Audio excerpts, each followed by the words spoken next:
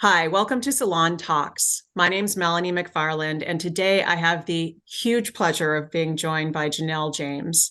Now, if you don't know Janelle from her stand-up, rectify that immediately by either going to see her live performance, or you can check her out in a couple of episodes on Netflix, where you can see a couple of her routines. But for this, we are talking to her about Abbott Elementary, one of the best comedies on TV right now. Abbott is on its second season on ABC.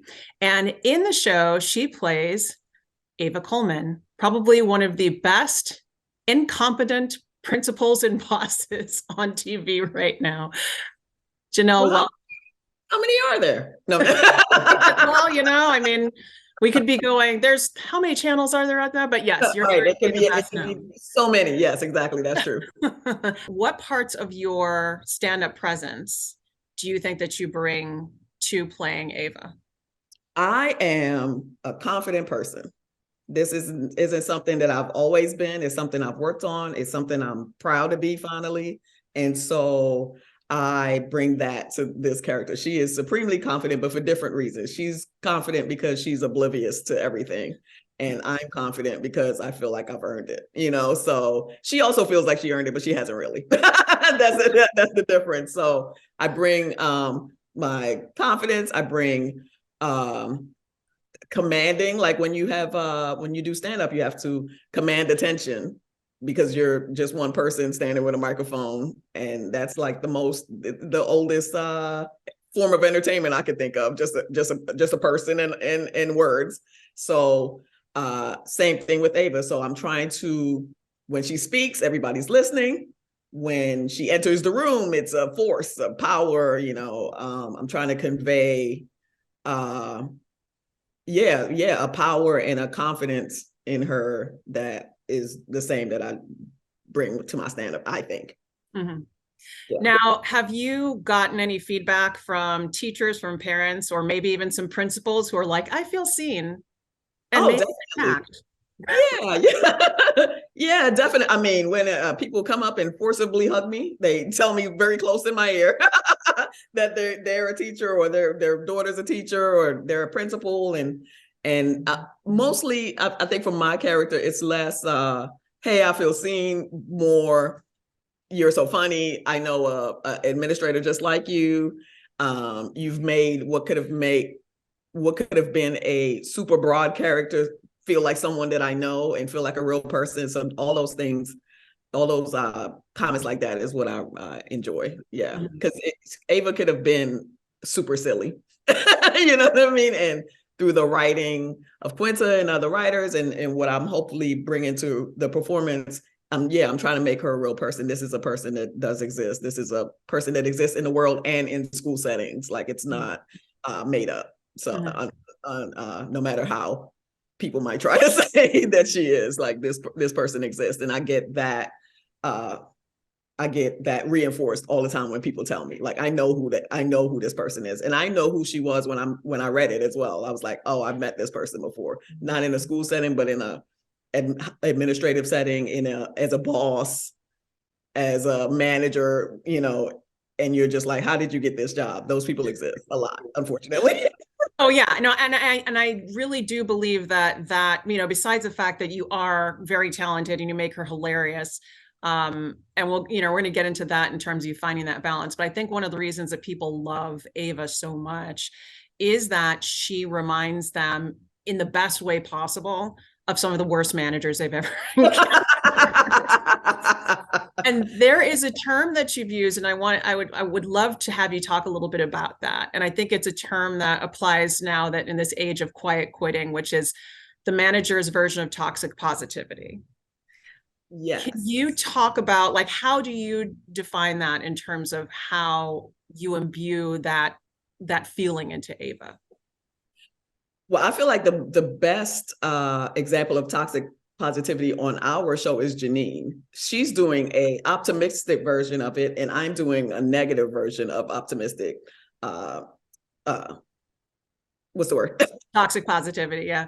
Positivity, but optimistic. Toxic positivity, and my version is I'm saying very awful things with a smile on my face. And that's just the cues and how we read each other. It makes you confused because you're just like, well, she's smiling. Why do I feel like this? I mean, it's a form of abuse, actually, so that's what she's doing, and making it feel as if it's your fault why you feel aggrieved or upset by what she's saying. And I'm hilarious. So why would you feel upset? And when I leave, just get on to whatever I told you to do. You know what I mean? Whatever awful thing, or fix whatever I messed up. And so that's how a lot of bad bosses get over. I was saying, why do you think that bad bosses think that that's okay? Like, think that this is a good way to manage people? Why do you think that is? I'm probably a couple sociopaths in there. I mean, I'm just guessing, who don't know how to read social cues, a couple of manipulators, a couple of social climbers. These are just characters and personalities that exist in the world. And these people find their way into high up positions in a lot of different fields. So, well, let's talk about actual positivity. I know that one of the reasons that this show works so well is that the cast seems to be very bonded, both behind the scenes, but also that chemistry comes across, in each episode as you're working together. Did you all immediately kind of find a bond, or is it something that as you work together, it developed over time? I'm interested to know what you mean by bond, because I hear bond and I'm thinking, oh, we're eating Thanksgiving together. No. Our families are meeting, and I think what is even more than this like mythical bond is like we're all very well cast for our roles, and the show is written so well that we have to mesh together. Like every interaction is written so well that it comes across real. Like all these characters are so well fleshed out that you really believe that they would be in this situation together. They would be saying these things together. And then everybody's bringing their A game to their acting, including me. So so I think that's what people are feeling as far as us meshing well. When we first got together, when we first started taping, it was during quarantine. We couldn't go anywhere else. These were the only people that I was interacting with besides my family at home. And so that's definitely a speed up, get to know each other situation. And then beyond that, everybody's mad cool. There's no monsters, or sociopaths like I mentioned earlier. And we're all just very invested in making a good show. I know I am. So that kind of cuts through any bullshit that you might find in a production. Yeah, everybody's just mad cool. I couldn't ask for a better work environment.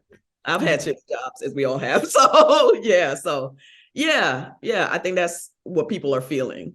Mm-hmm. Like the show is just very well cast. And anytime I hear like Christopher Freddy, Jacob, do his lines, or I watch the show, even if we aren't in the scene together and I watch the show and he has this, I'm like, he is perfect. Like, I know this person. Same with Barbara, same with, like everybody's just doing their job so well.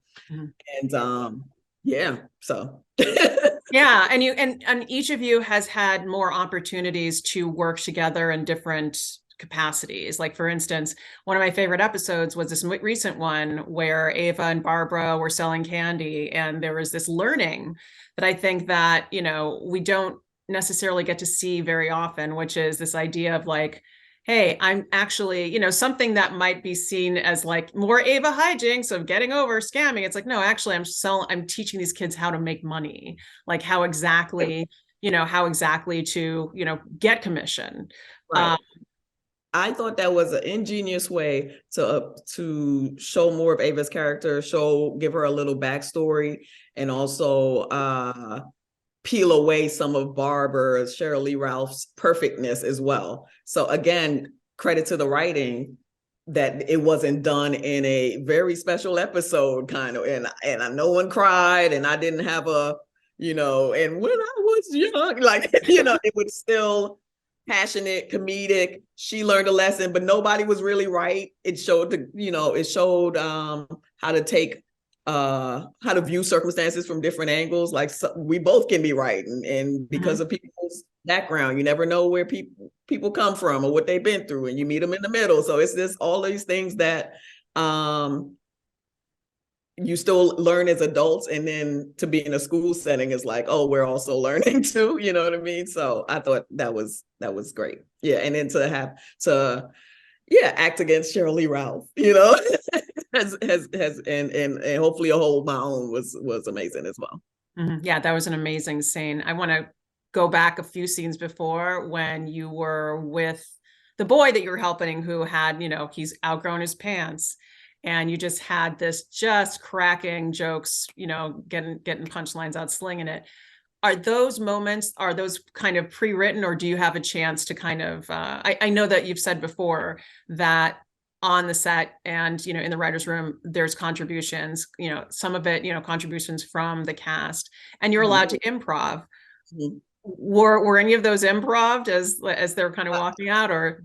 I don't remember, but I will say the writers, as we've gone along, and especially for season 2, I've noticed, are definitely writing more to us as individuals than our character, as well as our characters now. So I am that person. I will crack on a kid. I will crack on, I will crack jokes in that way. And so they've been writing me more like myself, which is like a mind F word. I don't know how you say it. A mind F when I'm doing it, because I'm like, hey, I would say this. And so why I say I don't remember is because it's like, even when I'm saying the lines, I'm speaking as me in some ways, and I don't, in the midst of it, try to remember what I said and what was written. I don't remember, so I don't know how to honestly answer that. But also, what that tells me is that you have so much of a collaboration that it's just natural. Sometimes things are written and we'll say it how it's written and it doesn't hit.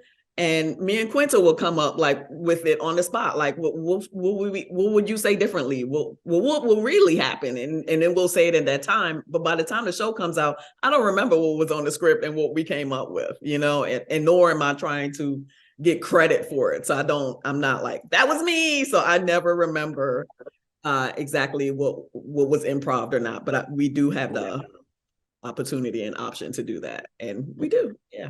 Especially now as we go along, we're first season, I was less likely to give my input, but now I'm like, okay, I get it. And I'm more comfortable remixing things in my own way. So yeah.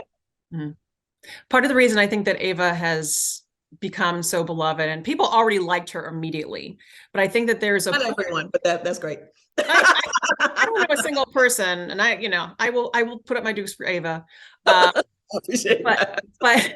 But the thing is, I think that in the second season, we've gotten to see her, like you said, like she means well. She may be, incompetent, and she may still do things like try and sell face masks to, make an extra buck on the side and all those kinds of things. She's still very self-centered, but she also wants to use her talents for good within the school, especially when it helps out the kids. And I'm wondering, as we're developing and we're seeing these parts of her character where there's like a tenderness and a caring to her, is there any kind of limit that that the writers are saying, like, okay, we can only have her go so far, just in terms of becoming like, she's not going to at the end, be putting on like a being like, no, it's all the sweetness is always still wrapped in the self-centeredness and the wittiness and the jerk face stuff that I say. So I'm never, because that would be boring. And also, Ava's grown. Nobody really changes after a certain age. I truly believe that people don't change. And so I do too. They do evolve, right? But personality, their main motivation, which Ava's is herself, will never change. So if she like you said, if she happens to help someone along the way of helping herself, then that all works out. But I don't think she's ever gonna just like become Barbara like that. That would that wouldn't track. Well, again, the writers are making it very realistic. Yeah, the writing is for this character is very realistic to me. So I like that. I don't think that people would want her to change. Honestly, there's only so much that I think that, like you said, it would be boring if all of a sudden she turned around and was, competing with Barbara for. No, most of the conflict comes from either Janine trying to fix something and messing up, or Ava just breaking things at the start. So I don't know what the show is if she all of a sudden becomes, you know, this nice, selfless person. Yeah. So we're getting to the end of our time here. I'm certainly not interested in that. So anyway, go ahead. No. I can't imagine her ever not being interesting, even if she became, you know, like you said, I don't think she'd ever become a goody two shoes, but she would find a way. I mean, what's it for her? That's true. Maybe it's a man. Not even. I don't that's not worth it. Anyway. And with that, but I did want to just ask you one more question as we wind things up. You were talking about, you know, you haven't had a chance. I'd read before that you were intending to get back to stand-ups and you hadn't had a chance. Now that it's over, that the season is over with, are you going to be getting back out there? Man, I like that. I love that. I am starting a couple weeks. I'm going to go out. I'm going to do 10 or 12 dates, I think. And that is it. That's what I'm telling myself, but that's what all stand-ups tell themselves. But right now I'm going to do 10 or 12 dates, maybe get something new on wax I like to commemorate. I don't put out a lot of material because I like it to be good. Mm-hmm. I don't, you know, I see people like tweeting at HBO and Netflix and all, like, give her, it's not a matter of them giving me, it's about me not being ready yet for myself, because I like to do quality material and I like to mark different stages of my life with stand-up. And so this mini tour that I'm doing is called Newly Famous. It's all about all the stuff that I'm experiencing now with this new show. And yeah, definitely, I'll never stop doing stand-up. So it's a curse. So well, plus for us, I think you're very funny on stage. So I'll definitely be in the streets again. And yeah, I'm interested to see everyone's reaction to Janelle James, not Ava Coleman. and you know, as you know, because you're a fan, some of Ava is in me. So they get a little bit of each. Sure. Well, I'm going to try and see you on the road, and I hope other people do too. And until then, please watch. I don't have to convince you, but watch more of Abbott. We have more Abbott coming. Hooray. So thank you so much for giving me time today. This has been. Oh, thank you. I appreciate it.